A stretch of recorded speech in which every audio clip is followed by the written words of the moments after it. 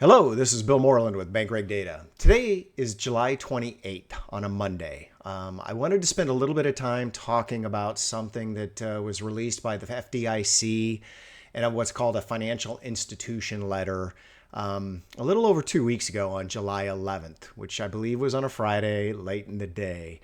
I've been kind of pounding the drum on this for a couple of years, and it's sometimes I feel like I'm hitting the point too much, and sometimes I don't think the point's getting across. This is a really big deal, and so what this is basically it's a revision to the consolidated reports of condition and income, otherwise known as the call reports. And so it's brief. Look at this; it is tiny, right? And so basically the main points right here in this paragraph, which is the agencies are now finalizing instructional revisions related to the length of time that a loan modification is going to be reported. And so essentially, for 5 decades, we always only reported cumulative.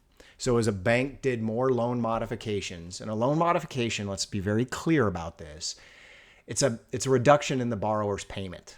And the point behind it is to keep it away from delinquency and charge-off. You're not supposed to do it when it's real close to delinquency, or you're not supposed to do a delinquent one. That's at least 30 years ago when I was doing this at Wells, 25, 28 years ago, you couldn't do that. You couldn't restructure a delinquent loan, but there's ways around that. But for 4 or 5 decades, we always reported cumulative, because the more a bank basically modifies loans, the greater its likelihood of failing. It is in the Texas ratio, right? It is one of the main components in the Texas ratio is cumulative TDR loan modifications where it's been left off non-accrual. So it's not showing up as delinquent. So what they're saying here is institutions will now only have to report what's been modified in the last 12 months. Well, let's not get too excited about this. Of course, Bill Moreland is going to make his payment for 12 months with a reduced payment amount. It wasn't magical that we just set that payment. We set that payment as a bank working with Bill Moreland to say, what level can you make? Can you commit to doing it? Where TDR gets yourself in trouble is when you go out 15, 18, 21 months, especially if you're looking at a longer time frame of trouble. So this is it. And it's my understanding that there is not necessarily 100% universal agreement. This originally was a FASB push, and I will be very blunt saying it's the big banks that want this. Why? Because I worked at a big bank. Why? Because I wanted it. It's if I could have changed the rules, this is what I would have changed the rules to have been. So the big banks were leaning on FASB. Late 2022, they announced it, 2023 Q1. Then there was a couple of years where there was debate whether it was cumulative or 12 months rolling. And then the OCC and the Fed were doing one thing, and I believe the FDIC was potentially on the other side of that table saying, no, we want cumulative, because they know that it's a predictor of failure. But essentially, it looks like it's now been universally decided. So this is not a minor thing. This is a really, really big thing. So banks now, moving forward, starting December 31st, banks are now allowed, and let's be honest, this is the big banks, right? Small banks do it as well, but mostly it's a big bank driving this. They don't have to report cumulative loan modifications after December 31st, 2025. Oh, by the way, if you want to do it in the third quarter, party on. So how many banks do you think are going to be doing this in the third quarter? All of them. So why is this a big deal? Well, it's a big deal because essentially it predicts failure. I did this going back over a year ago because I've been beating this drum. If we look at 2009 Q1 and what was the TDR, which is troubled debt restructuring, then we changed it to loan mods because that sounds better. It's TDR. It's troubled debt. That's why it was restructured. Let's be honest about this.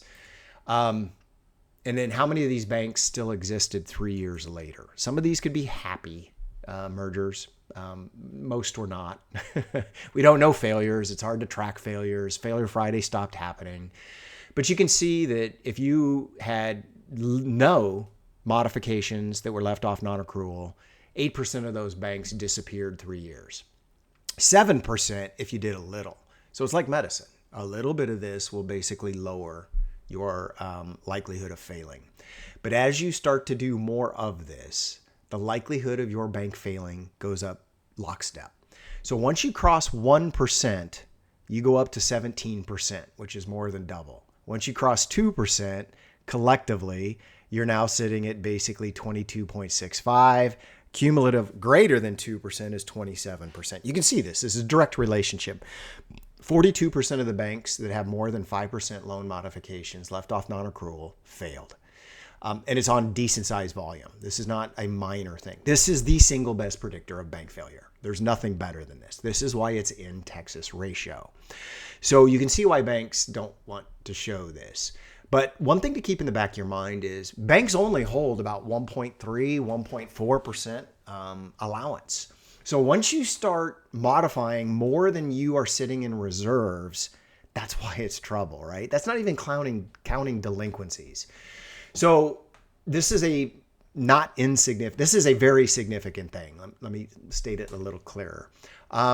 So what are banks going to do?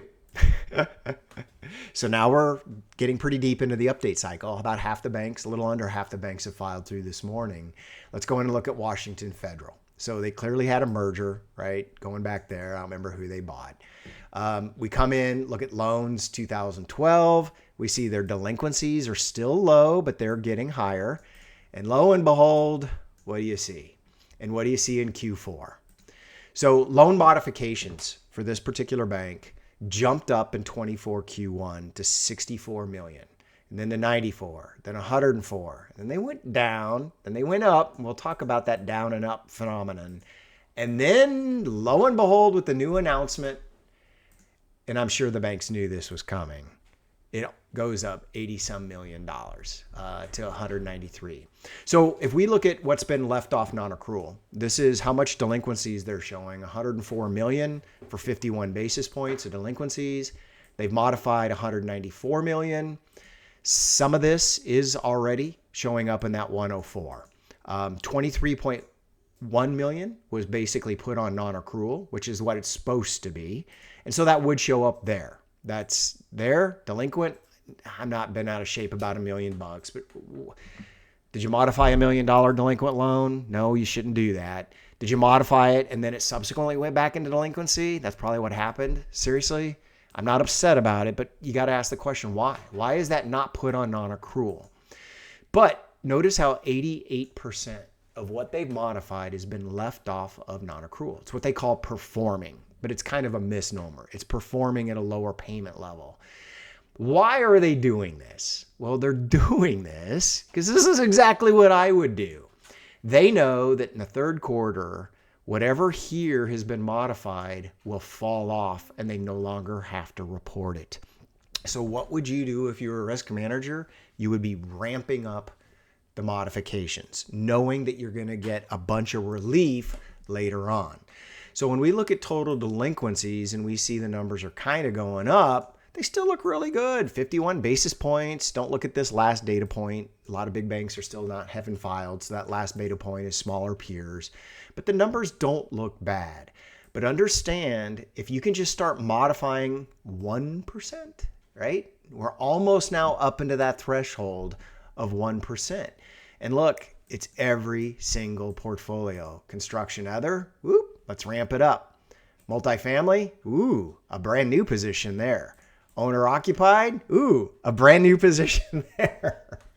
So what's going on? This bank is basically loading up its modifications, knowing that it can get away with not having to report as many. So we are now seeing every single portfolio, high levels of modifications, right? They're just doing more and more. 4%. So we report 3 basis points of delinquencies. Look how good this portfolio is. We rock. Could we be any better at risk management? Look how good our underwriting is. Do we have any charge-offs? Yeah, we had a couple a few years ago before we decided to modify. But since then, we're rocking. Look at this. No charge-offs, no delinquencies. Meanwhile, in that portfolio, right about that time they stopped taking charge-offs, they went to 0.39% of delinquent or modifications, and then they went to 2.65, 2.3, and then now they're up to 4%. 4% of their C&I portfolio has been modified to keep it out of delinquency. So when you come in here and say, ooh, delinquencies are great, there's a reason for it. So what will this look like? Well, it'll look like Valley Bank. So when we get to third quarter and when we get to fourth quarter, this is what your modifications are going to look like. Notice how Valley Bank's delinquencies kind of are going up, right? This most recent period, and if you come in and you look, it looks like they have some problems in a couple of portfolios, but you can see that the delinquencies early stage are going up. And so you can see it across the board. Multiple portfolios are having problem. But let's go back to mods. Let's pay attention to the mods, right? That's the focus here. This chart tells 1,000 stories. And it's confusing, but if you look at this, this is correct history. Prior to 2023 Q1, it was cumulative. This bank had modified almost 0.5%, 46 basis points of their portfolio. Then the number drops, but that's fake.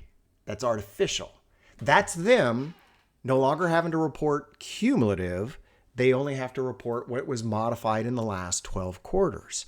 So magically $150 million, $160 million went away. Then you can see as the 12 quarters build, because we still have to report what, damn it, we need to change these rules. Only in the last 6 months do we have, that's where it's going, right? So we have to report last 12 months, last 12 months, last 12 months, but now we can go back and only report what's in the last 12 months. So you see a big drop, but then you see it start to build. But then you see a massive spike, but that's not real either. These numbers are the fake numbers. The FDIC, the Fed, and the OCC were having a lot of discussion about, no, cumulative, no, rolling 12. Cumulative, last 12. Cumulative, last 12. So the rules, the instructions were once again gone back to during this period, cumulative. So when you see this drop, how do you go off of TDR? You charge off, you pay, or you get sold, or we change the rules. This is changing the rules. These are fake. Really, the 50 was sitting at 230. Really, the 100 was probably sitting at 320. So you see that cumulative build to the point where they were crossing the threshold of 1%. How much do they hold in allowance? 120, 119 basis points. So what's their coverage ratio? When you come in and look at Valley National Bank, you basically see that they're sitting at $1.60, $60, $50 of reserves for every adjusted NPL. Adjusted means government guarantees taken out. But if we put this down to what they're doing by adding in the TDR, you're basically going to see that they're not well reserved. And you'll notice how the Texas ratio jumps. Look at that. Texas ratio is up. There's where we don't have to report the TDR. There's where we are reporting the TDR.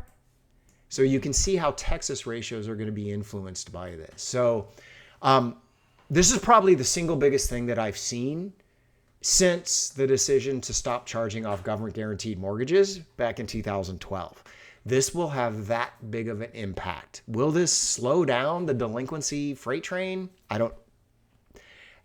Yeah, it will. Will this work long term?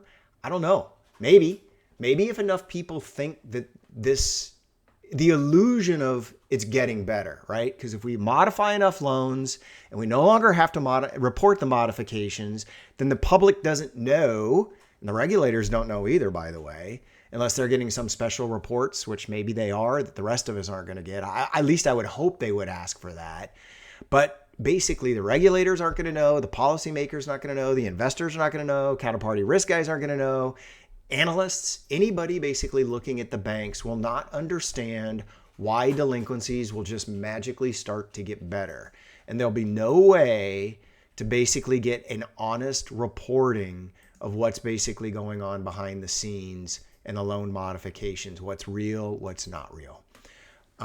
As always, if you have any questions, please reach out and give me a call. Thank you.